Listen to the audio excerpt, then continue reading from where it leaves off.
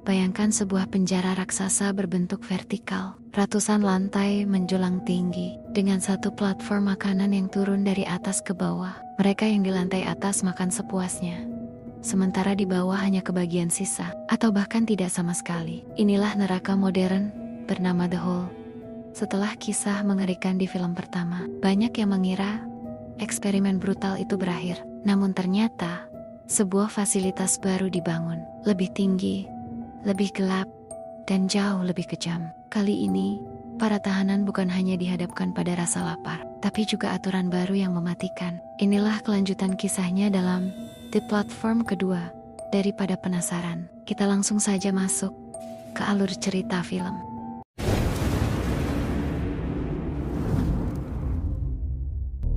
Film dimulai dengan adegan beberapa orang yang diwawancarai oleh sipir penjara. Jika kalian ingat di film pertama, sesi wawancara ini menentukan makanan apa yang boleh diminta para calon tahanan untuk dinikmati selama berada di penjara. Fokus kemudian beralih pada seorang pria bernama Zamyatin yang tampak memegang pizza tanpa topping. Di selnya, ia ditemani seorang wanita bernama Perempuan. Agar lebih mudah, kita sebut saja Puan. Keduanya adalah tahanan baru. Zamyatin sendiri sangat menyukai pizza, dan itulah makanan yang ia minta. Namun, karena topping pizzanya hilang, ia mencoba menggantinya dengan sepotong ayam goreng. Puan segera melarangnya, begitu pula tahanan di lantai atas. Larangan itu bukan tanpa alasan. Setelah peristiwa yang dilakukan Goreng di film sebelumnya, sistem penjara kini berubah. Berlaku prinsip solidaritas, di mana setiap tahanan hanya boleh memakan makanan yang sudah mereka request. Jika melanggar, tahanan di sel atas akan memberi hukuman. Dengan aturan ini, pelaku yang memakan topping pizza Zamyatin akan dihukum oleh tahanan di lantai 19 dan 20. Tujuannya agar persediaan makanan cukup hingga lantai dasar yang berjumlah 333 lantai. Menyadari hal itu, Zamyatin akhirnya mengurungkan niatnya memakan ayam goreng tersebut. Keesokan harinya, tahanan di lantai atas memberitahu bahwa ada babi liar di lantai 21. Sebutan ini ditujukan bagi tahanan pembuat onar. Dalam hal ini, orang yang telah mencuri topping pizza milik Zamyatin, dialah yang akan menerima hukuman.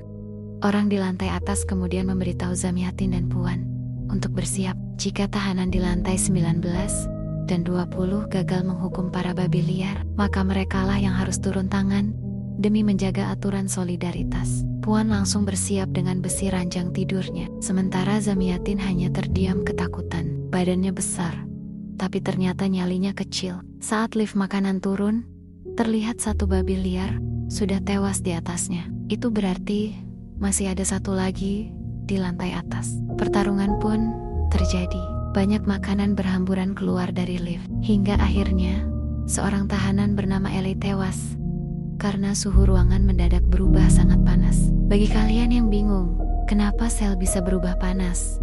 Coba tonton dulu film pertamanya. Sementara itu, teman sekamar Ellie yang bernama Raps masih berusaha menghajar sisa babi liar. Ketika lift makanan turun lagi, mereka segera membuang sisa makanan yang tercecer di dalam sel. Di sela-sela itu, Raps bercerita kepada Zamyatin tentang seorang tahanan yang disebut Master atau yang terpilih. Konon sang master pernah bertahan sebulan penuh tanpa makanan dengan bermeditasi. Lalu pada bulan berikutnya, karena masih berada di lantai terbawah, ia memotong daging kakinya sendiri untuk diberikan kepada tahanan lain yang kelaparan. Sejak saat itulah, prinsip solidaritas mulai berlaku di penjara ini. Namun, aturan itu belum bisa berjalan sepenuhnya karena sulit mengendalikan nafsu para tahanan, terutama mereka yang ada di lantai atas. Kalau kalian sudah nonton film pertama, pasti tahu betapa serakahnya orang-orang di Otas. Mendengar cerita itu, Zamyatin menganggapnya hanya rumor belaka. Namun malam harinya,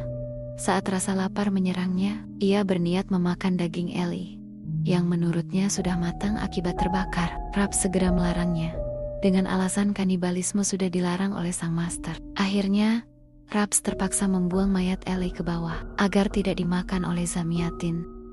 Layaknya binatang buas, para tahanan di lantai dasar langsung menyantap mayat Ellie. Keesokan harinya, seperti biasa, lift makanan kembali datang. Zamyatin akhirnya bisa menikmati pizzanya yang masih utuh. Sementara itu, setelah Raps memakan jatahnya, ia membuang makanan milik tahanan yang sudah tewas. Karena jika ada makanan berlebih, hal itu dianggap melanggar prinsip solidaritas. Raps kemudian membawa mayat si babi liar turun menggunakan lift untuk menyebarkan prinsip solidaritas. Dan jika beruntung, mungkin saja ia bisa bertemu dengan sang master yang diyakini berada di lantai bawah. Hari demi hari pun berlalu. Zamyatin dan Puan terus memakan makanan yang telah mereka pilih, sekaligus membuang jatah tahanan yang sudah meninggal. Hingga pada malam terakhir, atau hari ke-30, sebelum dipindahkan ke lantai lain, mereka merasa sangat bahagia, sebab makanan di lift berhasil sampai ke lantai 175 dengan pembagian rata. Artinya, para tahanan benar-benar hanya memakan makanan yang mereka request sejak awal. Itu menjadi pencapaian terbaik selama ini. Namun, keesokan harinya, mereka justru terbangun di lantai 180. Bayangkan saja, kalau lantai 175 adalah pencapaian terbaik, kini mereka malah dipindahkan lebih bawah. Dan benar saja, saat lift makanan tiba, tidak ada sepiring pun yang tersisa. Zamyatin pun mulai stres, membayangkan nasib mereka 30 hari ke depan tanpa makanan. Hari demi hari, mereka lalui dengan perut kosong. Sampai akhirnya, Zamyatin muntah darah. Ternyata, ia memang sudah memiliki penyakit sejak sebelumnya. Suatu hari, sepotong kelapa manusia terjatuh dari lantai atas. Kemungkinan, itu ulah para tahanan yang berusaha menegakkan solidaritas. Sama seperti yang pernah dilakukan Raps, mereka berusaha turun untuk menghukum para babi liar yang serakah. Lalu, cerita beralih ke flashback. Saat Zamyatin diwawancarai sebelum masuk penjara, di sini akhirnya terungkap alasan mengapa ia berada di tempat itu. Ternyata, Zamyatin diusir oleh keluarganya sendiri karena hidupnya berantakan dan penuh kemalasan. Pada usia 16 tahun, Zamyatin putus sekolah. Setiap usaha yang ia jalani selalu gagal, hingga istrinya pun mengusirnya. Saat akhirnya dikirim ke penjara, keluarganya berharap ia bisa menjadi pribadi yang lebih baik dan disiplin. Namun, rasa bersalah karena pernah mencuri makanan dari tahanan yang sudah tewas, ditambah penderitaan menahan lapar berhari-hari, membuat mentalnya runtuh. Ia pun memutuskan untuk mengakhiri hidupnya, agar tubuhnya bisa menjadi stok makanan bagi tahanan di lantai dasar. 30 hari berlalu. Puan kini menempati lantai 51 bersama teman barunya, Natalia, yang hanya memiliki satu tangan. Keesokan harinya, sebuah kepala jatuh ke lubang. Para napi bersorak menyebut perbuatan itu ulah seorang pria berjuluk daging babi. Dialah pemimpin loyalis yang berhak menegakkan hukum solidaritas di penjara. Mereka juga mengabarkan adanya babi liar lain di lantai 55. Seorang tahanan yang pura-pura taat hukum,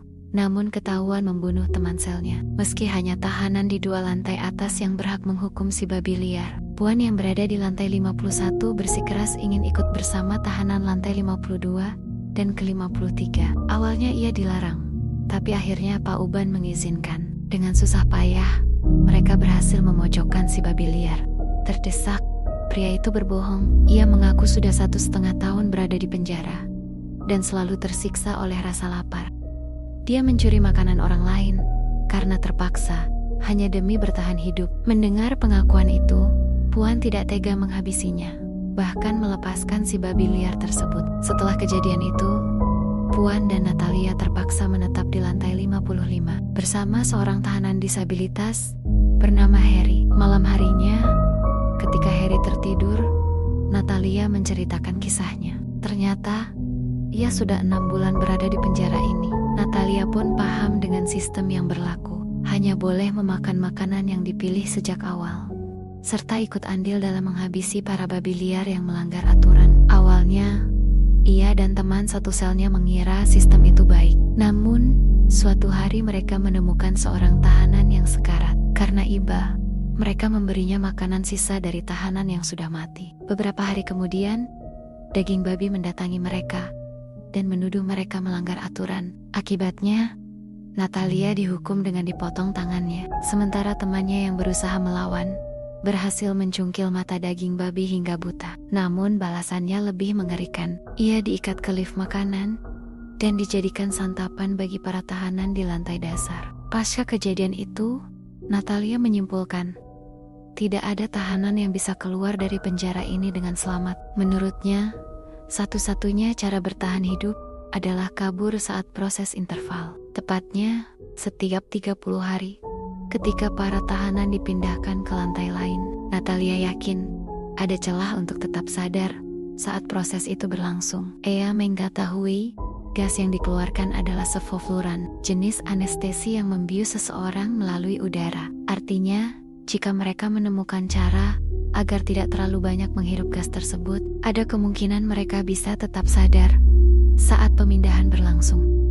Pagi harinya, pemimpin kelompok loyalis, si daging babi, tiba di lantai 55. Ia datang untuk menghukum Puan dan Natalia karena mereka dianggap melanggar aturan. Daging babi berencana memotong tangan Puan, Pak Uban, Egi, serta 2 tahanan dari lantai 53. Sementara itu, Natalia yang sudah 2 kali melanggar aturan akan dieksekusi. Caranya sama seperti teman selnya dulu. Keesokan paginya, hukuman pun dilaksanakan. Tangan para tahanan dipotong menggunakan lift makanan yang sedang turun. Sedangkan Natalia diikat ke lift hingga akhirnya menjadi santapan para tahanan di lantai dasar. 30 hari pun berlalu.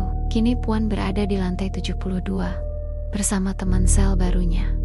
Dia adalah Trimagasi. Anehnya, Trimagasi kembali hidup lengkap dengan pisau kopet kesayangannya. Padahal di film pertama ia sudah tewas disantap Goreng dan Mizuna. Trimagasi kembali menunjukkan sifat rakus dan ambisiusnya. Ia tidak segan memakan daging manusia, bahkan teman selnya sendiri. Baginya, yang terpenting hanyalah keuntungan pribadi. Sementara itu, Puan mulai muak dengan tindakan kelompok loyalis. Menurutnya, apa yang mereka lakukan bukanlah bentuk keadilan, melainkan kebiadaban. Ia menganggap daging babi hanyalah barbar yang menegakkan hukum sesuka hatinya. Menyadari sifat Trimagasi yang sama-sama tak peduli aturan, Puan pun mengajaknya bekerja sama. Tujuannya untuk melawan kelompok loyalis. Setelah merekrut beberapa orang yang sependapat, akhirnya terbentuklah kelompok baru, Puan dengan kelompok anti loyalisnya. Sedangkan daging babi tetap memimpin kelompok loyalis. Saat berhenti di lantai 93 untuk beristirahat, Puan melihat sebuah lukisan di atas kanvas. Namun, keesokan harinya, kelompok loyalis mulai menyadari adanya kelompok anti loyalis. Mereka mulai menuruni lantai untuk menghukum kelompok anti loyalis. Namun, dengan licik, daging babi memerintahkan tahanan lain membuang seluruh makanan agar lawannya kelaparan. Saat itulah, ia berencana menghabisi mereka. Namun, daging babi tidak tahu bahwa di kelompok anti loyalis ada kakek Trimagasi, sosok licik yang selalu punya cara bertahan. Ia menyarankan agar mereka memakan tahanan di lantai bawah. Semua pun setuju. Hari demi hari, mereka bertahan hidup dengan daging manusia. Puan sempat menolak menjadi kanibal, tetapi akhirnya terpaksa ikut makan karena tak tahan dengan rasa lapar. Mereka terus bertahan hingga sampai di lantai 105. Keesokan harinya, kelompok daging babi turun untuk menghentikan mereka sebelum lebih banyak orang disantap. Pertarungan hidup dan mati pun terjadi. Layaknya binatang liar, semua saling bunuh demi bertahan dan berkuasa. Hingga akhirnya hanya tersisa 3 orang. Puan, Trimagasi yang bersembunyi di bawah kasur, dan daging babi yang sudah lemah. Akhirnya, daging babi tewas di tangan Puan. Saat memandangi lukisan yang pernah ia ambil, kita dibawa ke flashback alasan ia dipenjara. Ternyata, Puan masuk ke sini untuk menebus rasa bersalah karena tanpa sengaja membunuh anak kekasihnya. Menjelang hari ke-30, saat waktunya dipindahkan, Puan mengajak Trimagasi kabur. Namun, Trimagasi menolak sambil berkata, "Ngapain keluar? Di sini enak, bisa bebas makan daging manusia." Puan menelan sobekan lukisan yang ia ambil sebelumnya. Hal itu ia lakukan agar dirinya pingsan sementara. Ketika gas bius disebar, ia bisa kembali sadar. Kemudian, diperlihatkan piramida anak-anak yang berebut posisi puncak. Anak yang berhasil mencapai puncak dijemput 2 orang dewasa. Kita juga melihat kembali bocah yang pernah diselamatkan Goreng di film pertama. Puan berhasil terbangun dan tetap sadar dari pengaruh gas bius. Suasana penjara kini berubah seperti ruang hampa. Perlahan, ia melepaskan ikatannya. Namun saat hendak kabur, ia melihat seorang anak yang sebelumnya dijemput, kini justru dimasukkan ke dalam penjara. Puan pun dilanda dilema antara melarikan diri atau menolong anak itu. Akhirnya, ia memilih menolongnya. Ketika tersadar, Puan sudah berada di lantai dasar bersama anak yang pernah diletakkan Goreng di atas lift. Goreng kemudian memberikan pisau pada Puan untuk memakan si bocah. Namun ternyata itu hanya halusinasi. Puan lalu benar-benar tersadar di atas lift bersama anak tersebut. Lift itu terus turun menuju lantai dasar. Di sana, seorang wanita berkata bahwa waktu Puan sudah berakhir, sedangkan waktu bocah itu baru saja dimulai. Mendengar perkataan itu, Puan pun mengikutinya. Hingga akhirnya, ia benar-benar bertemu Goreng. Dari sini, muncul pertanyaan, apakah Goreng sebenarnya adalah kekasih Puan di masa lalu?